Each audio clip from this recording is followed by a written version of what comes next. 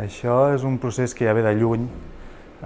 Comença amb els higienistes i després amb els racionalistes i ve fomentat més tard per la incorporació de transport públic massiu, sobretot el tren i el tramvia, i als anys 60 amb el vehicle privat. Això ha fet, com deies tu, que les funcions s'hagin separat, s'hagin expandit en el territori i el que abans era en distàncies caminables ara ja no ho és. Aquest sistema s'ha demostrat que és obsolet i és un sistema que no és sostenible, tant econòmicament, socialment, per diversos motius. Un exemple molt clar és que a ningú li agrada fer una hora de cua amb cotxe cada dia, o fins i tot gent que no té accés al cotxe o que ara mateix no pot conduir per diversos motius, ja sigui per l'edat o per una malaltia, estigui privat d'accedir a certs serveis. Llavors nosaltres hem de potenciar per una ciutat més amable, compacta i intensa en usos. És una pregunta difícil de respondre. Catalunya, sobretot l'àrea metropolitana, té un sistema econòmic molt diversificat, on té un pes molt rellevant al sector productiu i recentment al logístic. És en aquest sentit, i sobretot en un entorn on l'economia està molt globalitzada, que les empreses han de competir a nivell global. Aleshores, la innovació ja no és una opció, sinó és una necessitat d'aquestes empreses.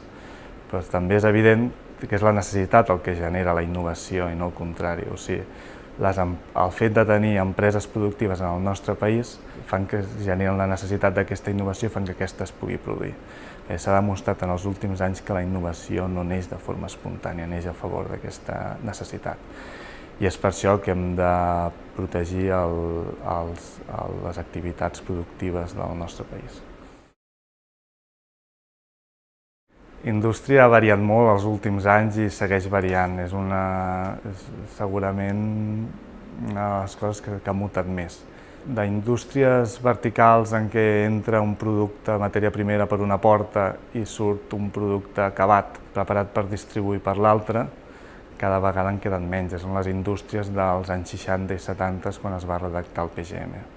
Avui en dia tots els processos han estat fragmentats i deslocalitzats en l'espai, començant per exemple, innovació, el que parlaven abans, innovació i disseny, però continuant pels processos manufacturers, que estan fets per múltiples empreses que fan diferents components en els quals després es distribueixen i s'ensamblen en una tercera, que es tornen a distribuir i s'empaqueten en una altra i es tornen a distribuir per arribar al sector, a la botiga final, al consumidor final. Llavors, jo crec que aquesta definició, aquesta realitat de la indústria, l'hauria de contemplar el PDU, perquè en el fons ens hi juguem molt, ja que si mirem el pes econòmic que tenen tots aquests processos lligats directament amb la indústria, representen el 50% del nostre PIB i més d'un 50% de llocs de feina.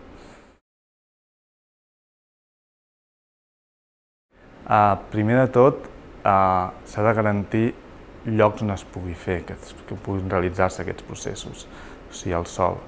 I aquest sòl ha de ser competitiu a nivell global, perquè hem dit que l'economia i les empreses competeixen a nivell mundial. Per tant, aquests sòls han de ser atractius, ben connectats, capaços de generar sinergies a prop del treballador, que puguin atreure talent i suficientment econòmics. Primer de tot, protegir aquests sòls per dos motius principals. Primer de tot, evitar processos especulatius que facin pujar el preu del sòl artificialment, i segon, que siguin fàcilment transformables, ja que l'àrea metropolitana de Barcelona ja té tot el sòl consolidat i per tant té molts pocs espais per créixer. Això fa que sòl productiu que es perd, sort que ja no es recupera. Després, hauria de generar una nova normativa que hauria de ser senzilla, àgil, adaptable i comú per tot el territori metropolità, que faciliti la vida de les empreses que ja estan instal·lades i que permeti que noves empreses s'instal·lin, Un altre seria fomentar la renovació dels polígons industrials més obsolets, que en tenim uns quants a l'àrea metropolitana, i finalment assegurar la flexibilitat dels polígons al mateix temps que s'intensifiquen aquells que estan en localitzacions més properes al teixit residencial i al transport públic.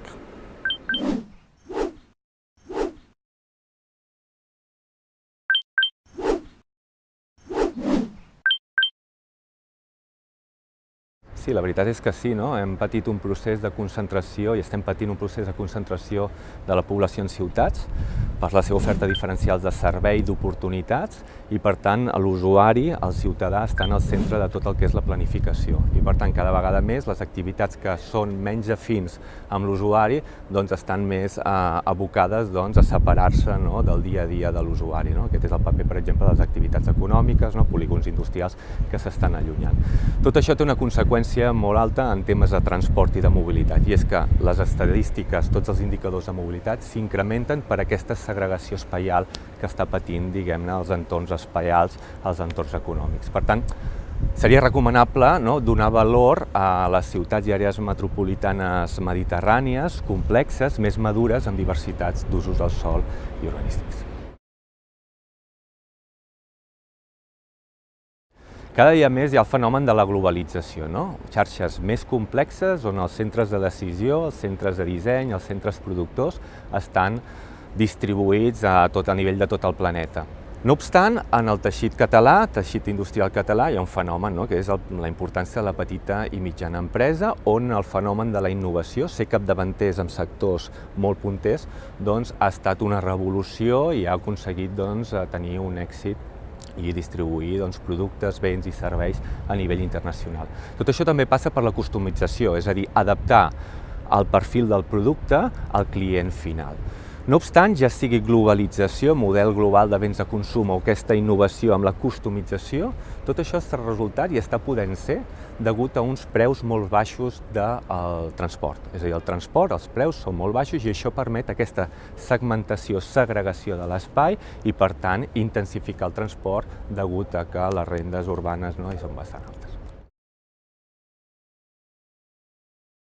Bé, per un lloc podríem parlar que hem de crear un teixit urbanístic atraient, justament per la innovació. Necessitem persones qualificades per liderar aquesta innovació, crear entorns atraients a aquest entorn. Per altra banda, també infraestructures. Necessitem que en aquestes xarxes de gran distribució tinguin unes infraestructures eficients, competitives. Estem parlant de port, estem parlant d'aeroport, com també de centres logístics per als operadors, però finalment també tenim un punt a millorar, que és la distribució urbana de les mercaderies d'aquests productes des dels centres de producció al client final.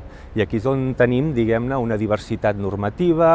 Moltes vegades estem parlant que, per exemple, el gas, l'electricitat tenen xarxes molt ben regulades, però en canvi la distribució urbana de mercaderies estem vivint una heterogeneïtat de regulacions i ordenances. Per tant, caldria posar aquesta distribució urbana de mercaderies també com a part fonamental de cara al futur del teixit urbà i teixit econòmic del país. Clar, sempre entenem una indústria de producció, de realitzar un bé de producció i posar-lo en el mercat. Clar, en el passat tot això es feia en un entorn local molt determinat. Cada vegada més tot això s'està obrint i fins i tot s'estan realitzant activitats de valor afegit, d'acoblament de peces que s'han fet arreu del món. Cada vegada més també cal posar amb èmfasi que la indústria evolucionant cap a una indústria de serveis, inclús de turisme. Si comparem ara productes interiors bruts i riquesa generada per aquests nous sectors terciaris o inclús turisme, cada vegada és més important. I finalment la tendència és ja la indústria 4.0, la digitalització.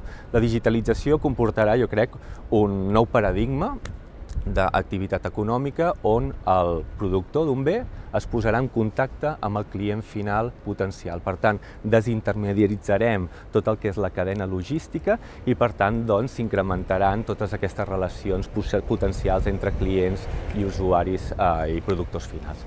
Per tant, això ens suposarà un nou repte dintre de tot el que és la mobilitat de béns de consum, que serà justament l'e-commerce, que avui en dia ja està captant una part molt significativa de tot el transport de mercaderies, i serà un repte per les ciutats. Ens hem de preguntar si les ciutats estan preparades justament per aquest nou model de venda de productes de consum.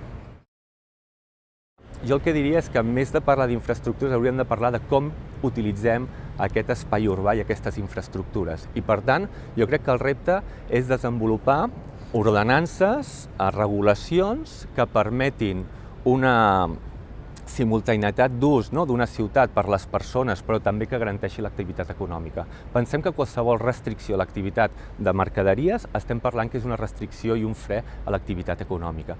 Per tant, el que hauríem de parlar i de potenciar són iniciatives de que tothom guanyi, tots els actors presents en la ciutat, des d'operadors logístics, proveïdors, productors de serveis i fins i tot l'administració, i guanyin cap a models d'aquest tipus que estiguin alineats amb el medi ambient, garanteixin una sostenibilitat, així com models de negoci per operar-los.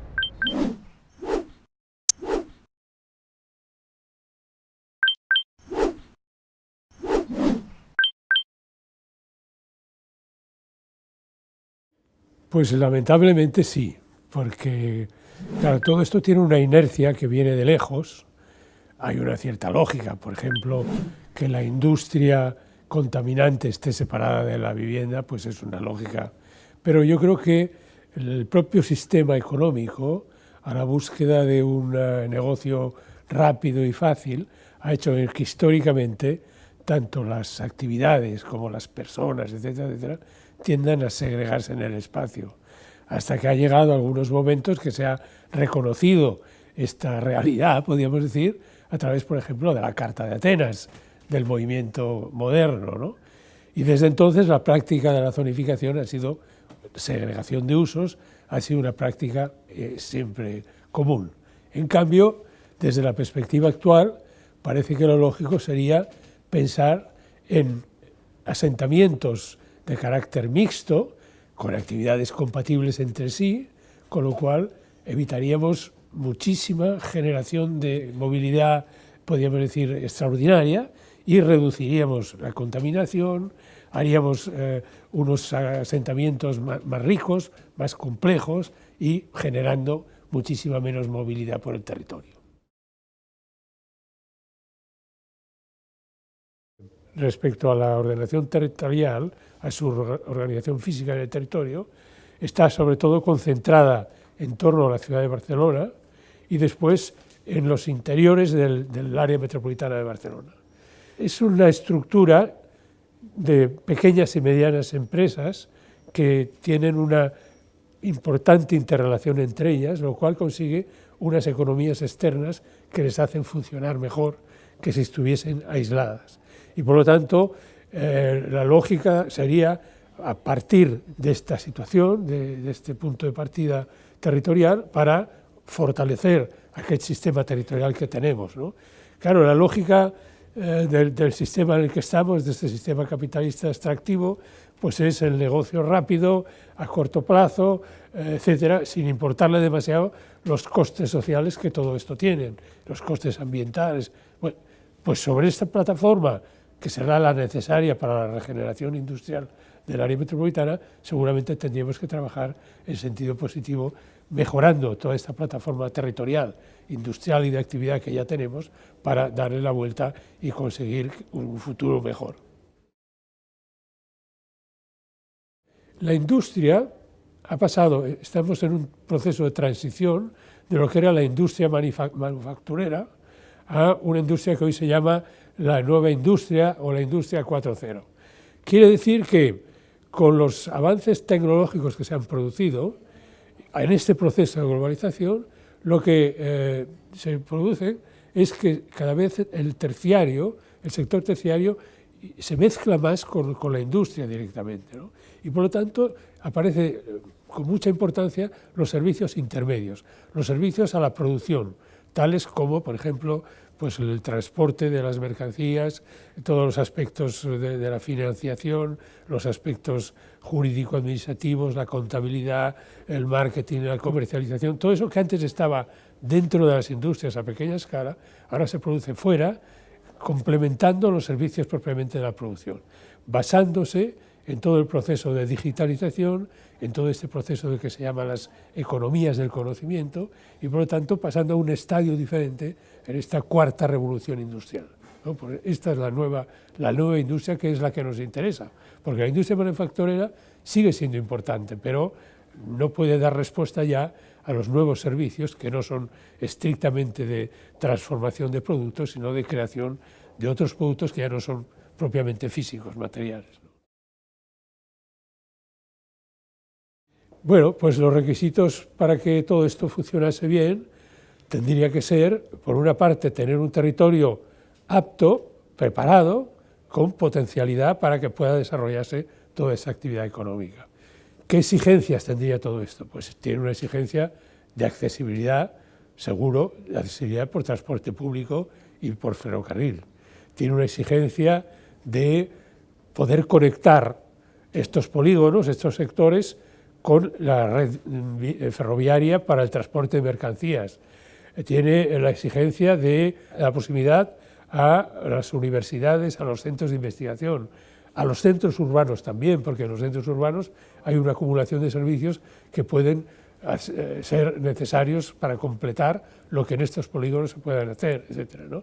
Por tanto, es una nueva situación que exige efectivamente unos nuevos requisitos territoriales. Hemos pasado de una cosa que los italianos le llamaban la città fábrica, ¿no? Como un sitio, no digo despreciable, pero que solo se dedicaba a la producción, con humos, con ruido, que no importaba el paisaje alrededor, el descanso de los obreros, a todo lo contrario. Cada vez más estas nuevas zonas llamadas parques empresariales, parques tecnológicos, tienen esta dimensión diferente en el que el trabajo se produce de otra manera y en el que la presencia de los servicios es cada vez más importante. Bueno, pues el PDU tiene que abordar muchos retos, muchos, como saben bien, pero a mí siempre me preocupa, después de estar casi 30 años estudiando el área metropolitana y la región metropolitana, me parece que hay dos temas dominantes desde el punto de vista urbanístico.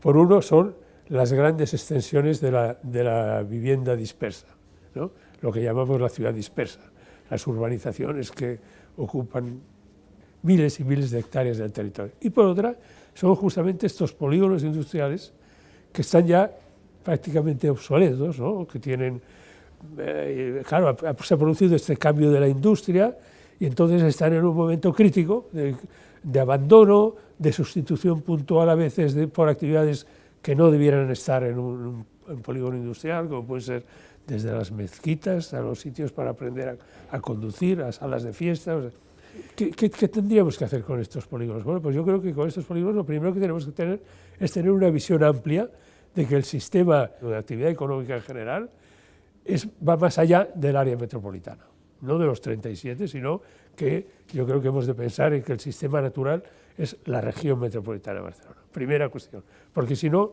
no entenderemos muy bien qué es lo que está pasando. En segundo lugar, claro, estos polígonos lo que necesitan es un proceso de regeneración integral, es decir, que necesitan que se les garantice el transporte público, tanto por carretera como por ferrocarril, que se garantice unos equipamientos y unos servicios que no tienen, que pensemos en una normativa pensada para situaciones industriales anteriores, en la que la nave era la base, pero claro, el tema es mucho más complejo porque aparecen esta misticidad de usos que necesitan otras tipologías arquitectónicas también. Por ejemplo, hemos hecho un trabajo que publicamos ahora en un libro italiano sobre lo que llamamos los subsistemas metropolitanos. Quiere decir que dentro de toda la región metropolitana, y en concreto del área metropolitana, hemos de ser capaces de distinguir unas agrupaciones de polígonos de tal manera que puedan gestionarse conjuntamente, puedan buscarse lugares interpolígonos para proponer determinados equipamientos y servicios que no tienen, puedan defender sus derechos y sus posibilidades, puedan pensar en el futuro, puedan hacer una oferta conjunta para las nuevas inversiones, etc., ¿no? Por tanto, el trabajo es enorme, pero ha de partir de esas dos cosas que habíamos dicho. Primero, reconocer que el sistema va más allá del área metropolitana, que es un problema de la región, y segundo, la capacidad de distinguir subsistemas para proponer entonces mecanismos, instituciones, mancomunidades, consorcios, etcétera, que sean capaces de organizar correctamente la gestión y la promoción de estos territorios.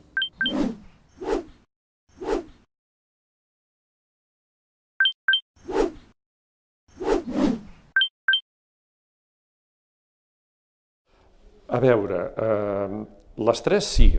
La primera part, habitar i treballar, és una obvietat, evidentment deixant de banda la quantitat no gens menystenible de gent que no treballa o perquè està a l'atur o perquè són classes passives, i gent que treballa a casa seva és insignificant encara avui en dia. Per tant, només cal, m'ho aplico a mi mateix, només cal que de bon dematí ens posem en punts d'entrada i sortida de Barcelona i veurem els fluxes. Vull dir, gent que sortim de la ciutat, en el meu cas concret visc a Barcelona, treballo a Ripollet i després he de tornar, com jo, milers i milers de ciutadans. Si ens centrem més a Barcelona, una ciutat cada vegada més de serveis, el cambrer del bar de sota casa meva antigament podia viure al barri i ara no pot. Per tant, evidentment està separat. Ara, els serveis, aquí introduiria potser un altre matís, no tant la població, diguem, activa, sinó fins i tot el paràmetre d'edat i condició cultural o social. No vull dir econòmica, que també, perquè, clar, què entén per serveis una persona de 60 anys com jo d'una persona de 20 anys, un nano de 20 anys o una noia de 20 anys? Clar, per serveis puc entendre els serveis sanitaris, en el meu cas soc un afortunat, els tinc a prop. D'altres situacions metropolitanes no està tan clar, hi ha un cert desplaçament. Si serveis entenem serveis culturals, potser és que vivim a Barcelona i al centre tenim una certa proximitat. Els que viuen en altres ciutats metropolitanes, com és el cas de Ripollet, no, si entenem per cultura, i perdoneu-me la xorrada que diré, l'alta cultura, o sigui, anar al teatre, al cinema ja no ho dic, però em sembla que ja no hi va ningú al cinema, però vull dir, un altre tipus d'anar a veure una exposició, anar a una xerrada al CCCB, això amb un Ripollet ja et genera un esforç. Si per serveis entenem una discoteca, com hi havia la zona hermètica de Sabadell, doncs més o menys aquest servei està complet. Vull dir, treballar i evitar, evidentment, que és una realitat molt constatable, ara els serveis depèn si han d'introduir molts més matisacions i paràmetres per saber fins a quin punt són compatibles. A veure, en el nostre territori, si territori entenem el territori metropolità, hi ha realitats molt complexes. Vull dir, la ciutat de Barcelona potser el que és activitat econòmica en el sentit d'indústria, entesa l'antiga, això ja sé que vindrà la pregunta següent, potser està desapareguent, pren més força serveis, evidentment el tren, la locomotora de tot això pot haver estat el turisme, potser per lo bo i per lo dolent. En canvi, en llocs com on jo estic, a Ripollet, amb uns polígons industrials degradats, estem assistint amb una certa, fins i tot sorpresa, a la transformació en la implantació de, sobretot, d'activitat logística.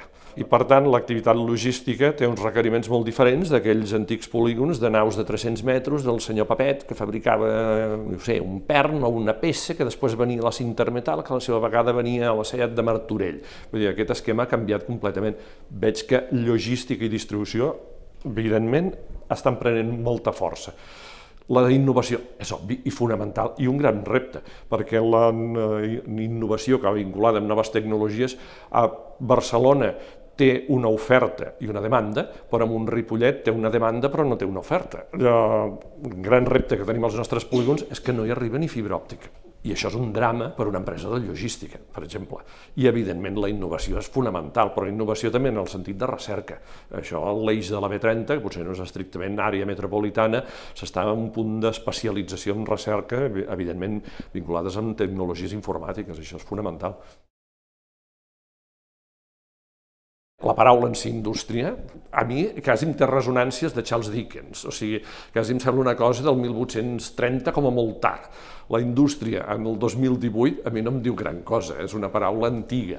Si per indústria entenem activitat econòmica, llavors ja és una altra història, perquè si la indústria vol dir allò, el senyor no sé què, Blancafort, que tenia una fàbrica a l'Eix del Llobregat per la que entraven fils i en sortien teixit, això, evidentment, ja no existeix, o almenys no existeix en el nostre territori. Potser a la Xina hi havia ni això.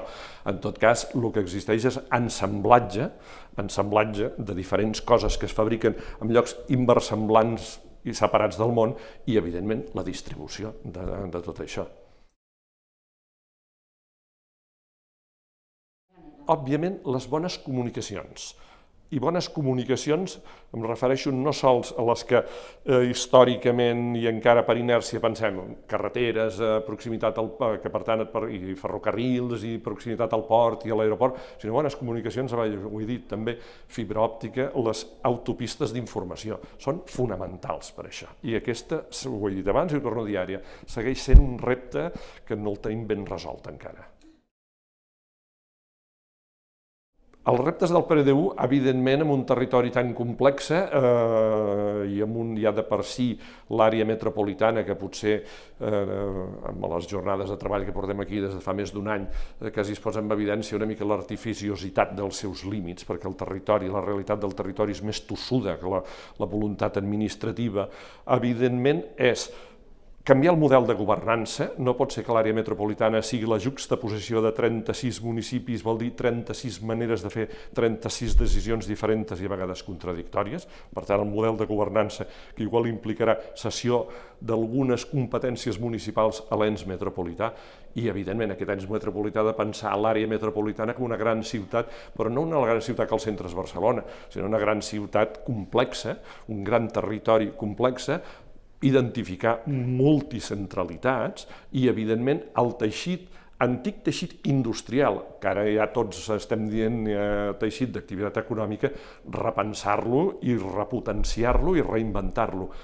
I intentar reequilibrar-lo de la primera pregunta, els tres grans requeriments, viure, treballar i serveis.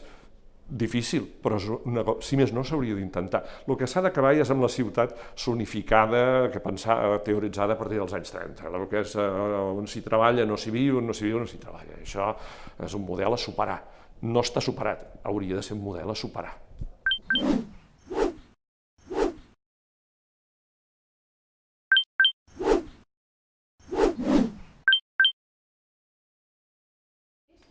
Home, l'ideal seria que la gent que viu en un municipi visqués, treballés i pogués gaudir de serveis. L'únic que això a vegades és difícil i jo crec que anem amb una tendència que això ho fa difícil.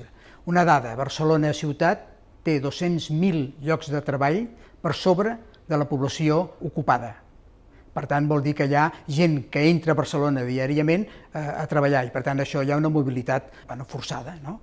En el cas de Molins també passa, segurament no tan exagerat com a Barcelona ciutat, i per tant la gent que viu a la vila té serveis, bastants serveis, està ben equipat Molins, la gent que té menys serveis són els que viuen a les urbanitzacions, per tant no estan en el centre i per tant si volen gaudir dels serveis han de baixar cap al centre. Bueno, jo crec que bàsicament terciari, serveis vinculats al turisme o no, i per altra banda els logístics, o de transports internacionals o nacionals, però que tenen molta vinculació amb la proximitat que tenim amb el port, l'aeroport, etc. Ostres, això és un tema que va canviant, no? Per exemple, moltes de les activitats que entren dintre de la logística, en teoria no construeixen res, no fabriquen, sinó que és un intercanvi, diguem, de materials. Jo crec que hauríem de reivindicar el paper de la indústria manufacturera, que no vol dir que es treballi a mà, sinó que es fabriquin coses, instruments, etc., per molt sofisticats que fossin i per molts materials, diguem, de nova innovació, però jo crec que és important que això es produeixi i no perdre, i no transformar-nos només en un lloc en què emmagatzemem coses, no? Mira, hi ha dos tipus d'espais d'activitat econòmica, els que estan dins de la xarxa o del teixit urbà o els que estan fora, segregats. El polígon industrial de tal lloc, a Molins tenim el Pla, que compartim una part amb Sant Feliu, i per tant allò és un tipus d'espai diferent que l'integrat. En aquest espai és on s'hi col·loquen les empreses que necessiten molt de volum, molts de metres quadrats, que són les logístiques o les de transport. Altres indústries poden conviure de manera integrada dintre de la xarxa urbana perquè no requereixen tant d'espai, etc. Per tant, El model que anem doncs, depèn del tipus d'indústria. A Molins, per exemple, no fa massa, amb un gran solar d'uns 10.000 metres quadrats, s'ha instal·lat una indústria que fabrica peces, diguem-ne, per a les activitats de les dents, no? I per tant, doncs, molt sofisticada, que van per nanomicres, o sigui, molta innovació, molt valor afegit i també necessitat metres, però aquests segurament, malauradament, són els que menys s'implanten, no? Jo crec que són molts i difícils, en aquest cas. Jo crec que el PDU hauria d'articular d'alguna manera que es limités aquests serveis terciaris o serveis, el turisme, etc., en ciutats com Barcelona, per fer que aquest nivell, diguem, de diferència entre llocs de treball i gent que pot treballar del mateix municipi, doncs fer que o bé limitem aquesta activitat, amb el que això representa i les crítiques que això pot tenir, o augmentar el fet que hi hagi més població que pugui viure, no? És a dir, anar a buscar aquest equilibri de la manera que sigui, amb un pla d'usos, facilitant l'habitatge, etc., perquè la gent que pugui viure en un municipi trobi la feina en aquest municipi. Això és difícil, perquè no depèn de l'urbanisme ni d'un pla director, però intentar que això fos així, sobretot pel tema de la mobilitat, que la gent, si vol moure's, pugui moure's, especialment en transport públic, però d'una manera voluntària per anar a buscar o per anar a visitar algú, però no com a cada dia tindre que agafar el transport. És un tema d'eficiència econòmica, de menys despesa energètica, etc.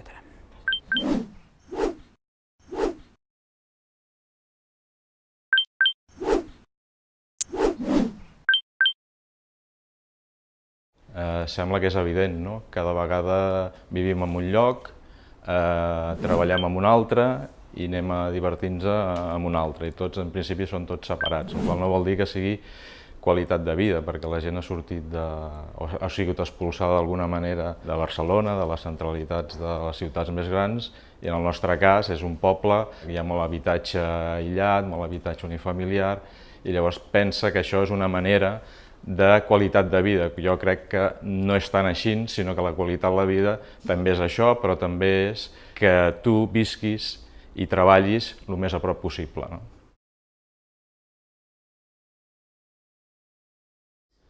A veure, fins ara, fins fa uns anys, l'economia es basava bàsicament en els serveis, i els serveis ho eren tot, i es havia abandonat una mica l'activitat productiva en els polígons industrials, no? Després va venir la crisi.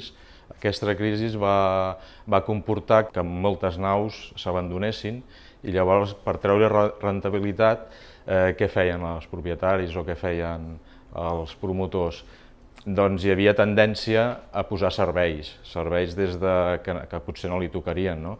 Des de comercial, des de serveis esportius, no sé, tanatoris, serveis de lleure, i ara sembla que hi ha un canvi de tendència anem més cap a l'activitat productiva, es torna a revitalitzar, no? Suposo que la crisi ha fet que les empreses sortissin a fora, això ha implicat que hi ha molta exportació cap a fora, i per tant s'ha revitalitzat tota la zona productiva i els polígons. I això es nota bastant ara. Els requisits, fins ara tenim una normativa, una regulació que és molt estricta, moltes vegades arbitrària, que condiciona molt els usos. I en canvi l'activitat productiva ha evolucionat molt i està evolucionant. No sabem quines activitats productives hi haurà d'aquí a 30 anys, o 50, això no ho sabem. I segur que seran unes altres i necessitaran uns altres espais i una altra normativa. Hauríem de tendir a això, a flexibilitzar sobretot la regulació d'aquests polígons industrials. Ara la indústria cada vegada més es basa més en la recerca, en la tecnologia també de la informació, amb la comunicació, amb els transports, amb el medi ambient, cada vegada és més important. Hauria de regular els usos, sobretot els usos, també hauria de regular les parcel·les, la mida de les parcel·les. Haurien de ser uns usos que fossin molt senzills d'entendre, d'aplicar i molt flexibles, precisament perquè l'evolució amb el temps de les activitats pugui ser adaptat i no estiguem sempre modificant. I per una altra banda s'hauria d'evitar certes modificacions de planejament que el que han implicat és transformar polígons o part de polígons que estan agregats als municipis, en el casc urbà, amb habitatge, que l'habitatge no deixa de ser un producte que és necessari, però en aquest cas va en detriment d'una producció, d'una activitat productiva que és molt important pels llocs de treball, no? que són molt necessaris.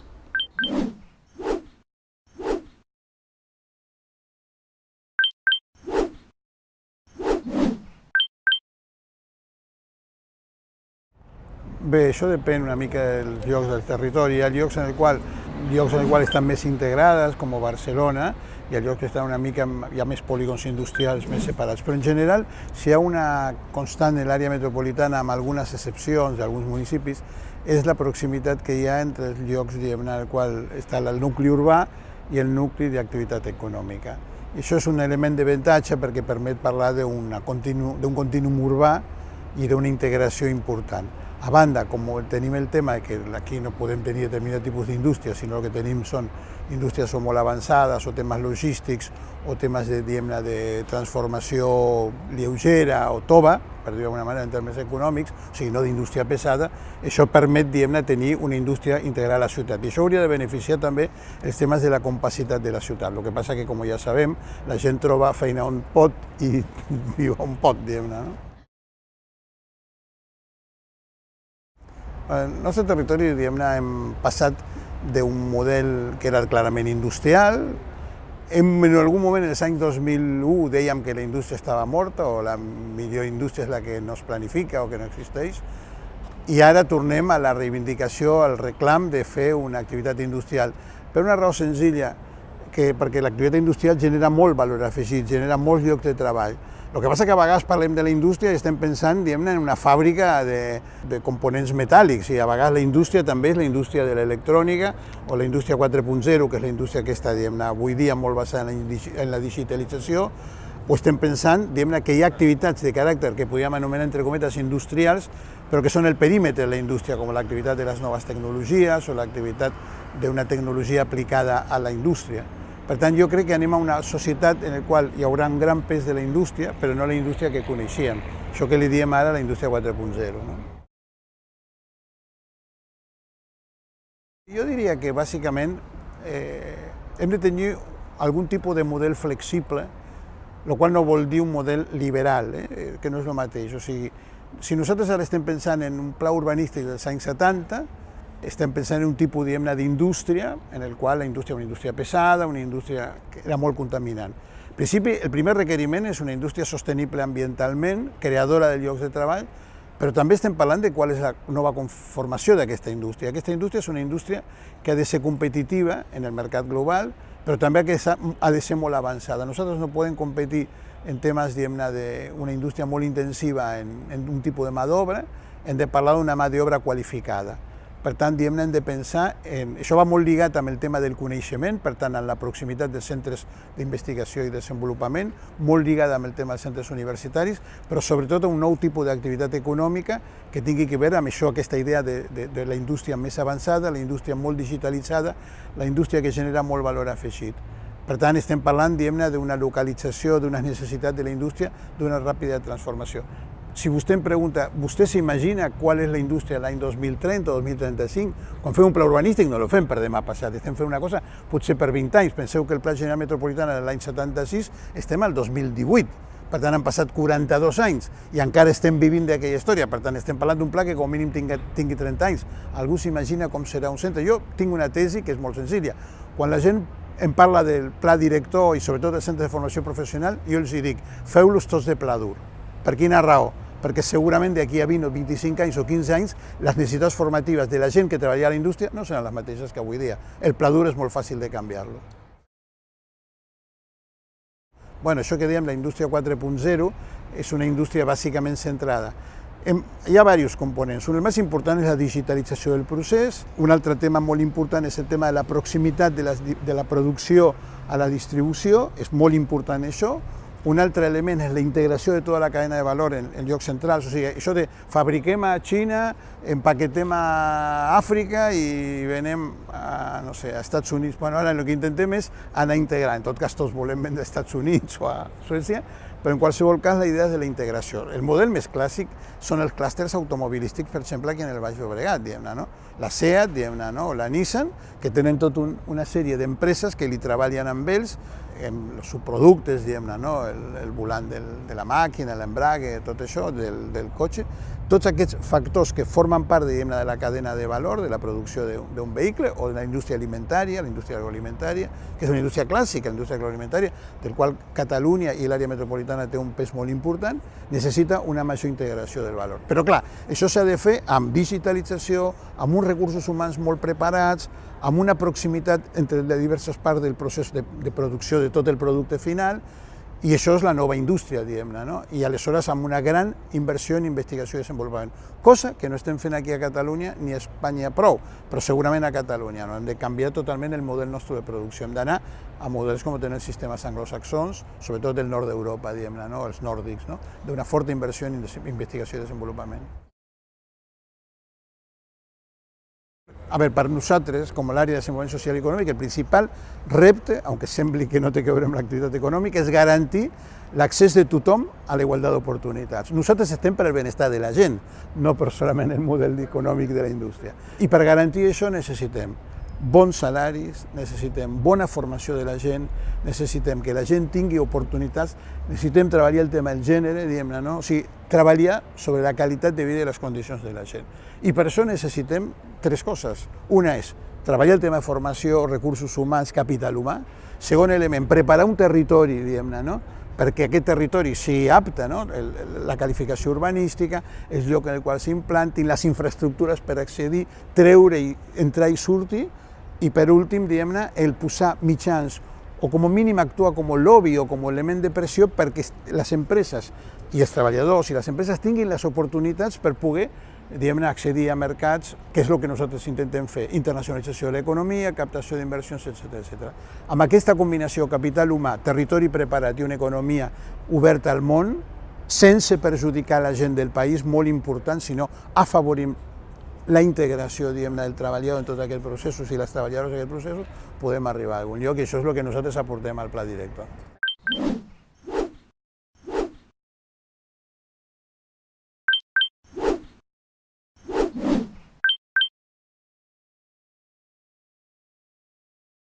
No, jo crec que són funcions que cada vegada s'estan integrant més a la ciutat i més en una realitat com la metropolitana on l'oferta està força ben distribuïda en les diferents ciutats. Per altra banda, també podríem pensar que la ciutat característica nostra, que és la mediterrània, que és la densa i complexa, ja tenia totes aquestes funcions interioritzades dintre de la ciutat. L'activitat crec que el que està buscant és poder competir en el marc global, del mercat global.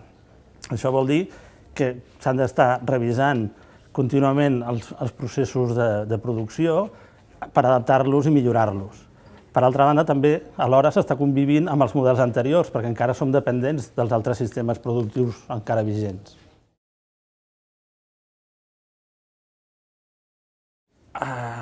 Indústria avui en dia vol dir que s'estan integrant dintre del procés l'eficiència, la sostenibilitat i sobretot la personalització.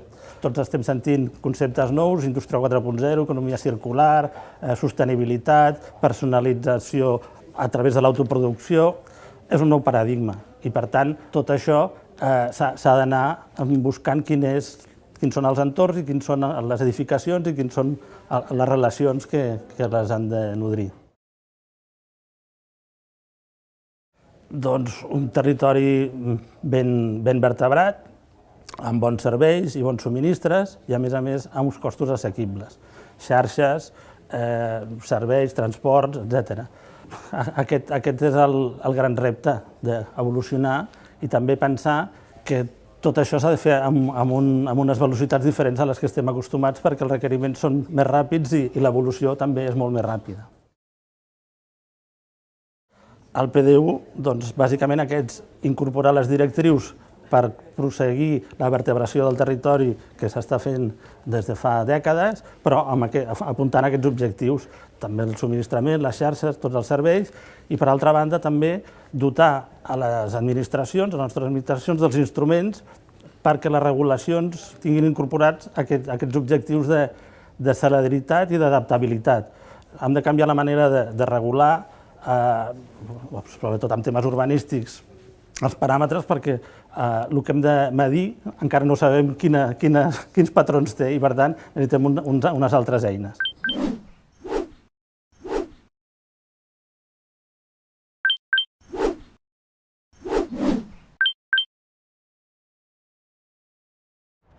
Partim d'una situació, molt de finals del segle XX, on tot s'ha anat disgregant. L'explosió de la ciutat ha portat a disgregar tota una sèrie de fragments especialitzats de tota mena i alhora també les seves funcions, molt sovint propiciades per l'establiment de xarxes de mobilitat, la inserció del vehicle privat i molt altre tipus de xarxes de mobilitat.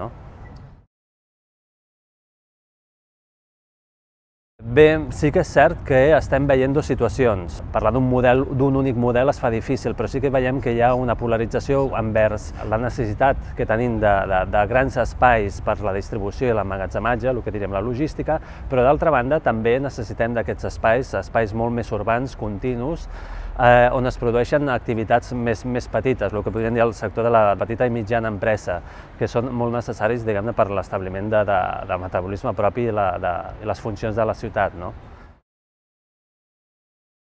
Principalment, si poguéssim, diguem-ne, basar aquests dos models que parlàvem fa un moment en dos tipus de requisits, estem parlant d'espais de gran mida i, per tant, els hem de lligar bé amb la xarxa viària bàsica, per tant estem parlant de connectivitat, i d'altra banda estem parlant de models urbans amb els quals la connectivitat, la relació amb els teixits és importantíssima. Per tant, és un altre tipus de dimensió i alhora de requeriments. El concepte d'indústria sí que és molt divers, i ens fa falta un concepte divers. És veritat que estem apuntant a un tipus que el que anomenem indústria 4.0, podríem dir amb un grau elevat d'innovació, però necessitem tots els tipus. Necessitem els continus urbans on es faci la producció, la distribució i reparació, on s'englobi també i s'incorpori els temes de reciclatge. Necessitem també d'aquests grans espais que anomenàvem. Per tant, per ser resilients, el que estem dient també en aquests darrers anys, necessitem un ventall ampli de situacions industrials. Els reptes, principalment, hi ha un tema d'optimització, això que dèiem fa un moment, optimitzar el que tenim i millorar-ho, sobretot, millorar-ho a nivell de serveis, d'equipaments, d'ajudes a l'empresa, o, si més no, propiciar, a través de la millora de tots els espais urbans, que es reactivi, es reindustrialitzi i crear uns condicionants òptims perquè la nova indústria vingui.